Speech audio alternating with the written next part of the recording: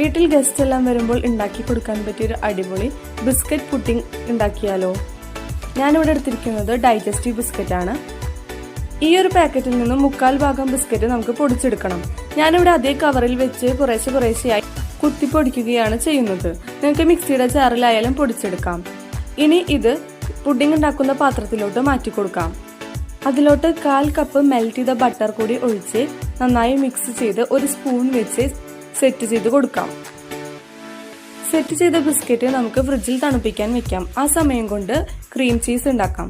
അതിനുവേണ്ടി ഒരു പാക്കറ്റ് പാല് നല്ലോണം തിളച്ച് വരുമ്പോൾ അതിലോട്ട് ഒരു മുറി ചെറുനാരങ്ങ നീര് ചേർത്ത് വെള്ളവും പാലും വേർതിരിഞ്ഞ് ചീസായി കിട്ടുന്നത് വരെ ഇളക്കിയെടുക്കാം. ഇനി ഇത് ഒരു അരിപ്പയിലോട്ട് ഒഴിച്ച് അതിലെ വെള്ളം ഊറ്റിക്കളഞ്ഞതിന് ശേഷം ചീസ് പച്ചവെള്ളത്തിൽ കഴുകിയെടുക്കാം. ഇനി പുഡിങ്ങിന് വേണ്ടിയുള്ള ക്രീം തയ്യാറാക്കാൻ വേണ്ടി ഈ ക്രീം ചീസ് ഒരു മിക്സിയുടെ ജാറിലോട്ട് ചേർത്ത് കൊടുക്കാം.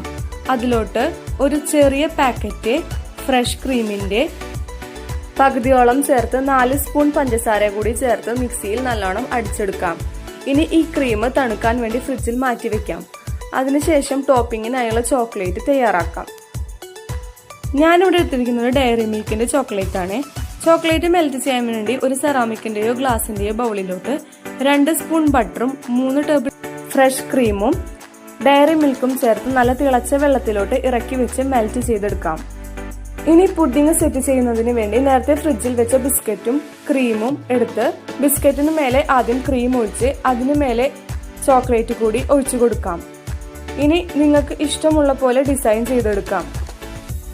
ഞാനിവിടെ ടൂത്ത് പിക്ക് ഇല്ലാത്തത് കൊണ്ട് സ്ട്രോ വെച്ച് ഒഴിച്ച് ചോക്ലേറ്റ് ഒന്ന് അങ്ങോട്ടും ഇങ്ങോട്ടും വലിച്ചു കൊടുക്കുകയാണ് ചെയ്യുന്നത്. അതിനുശേഷം നേരത്തെ പൊടിച്ച ബിസ്ക്കറ്റിൽ നിന്നും കുറച്ച് മാറ്റി വെച്ചത് സൈഡിൽ ചേർത്ത് കൊടുത്ത് ടോപ്പിങ്ങിന് വേണ്ടി കുറച്ച് കാഷ്യൂ നട്ട്സും കൂടി ക്രഷ് ചെയ്തത് ഇട്ട് കൊടുക്കുന്നുണ്ട്. ഇനി ഒരു ദിവസമെങ്കിലും ഓവർനൈറ്റ് ഫ്രിഡ്ജിൽ വെച്ചതിന് ശേഷം നല്ല ടേസ്റ്റുള്ള പുഡിംഗ് നമുക്ക് കഴിക്കാം. എല്ലാവരും ട്രൈ ചെയ്ത് നോക്കണേ.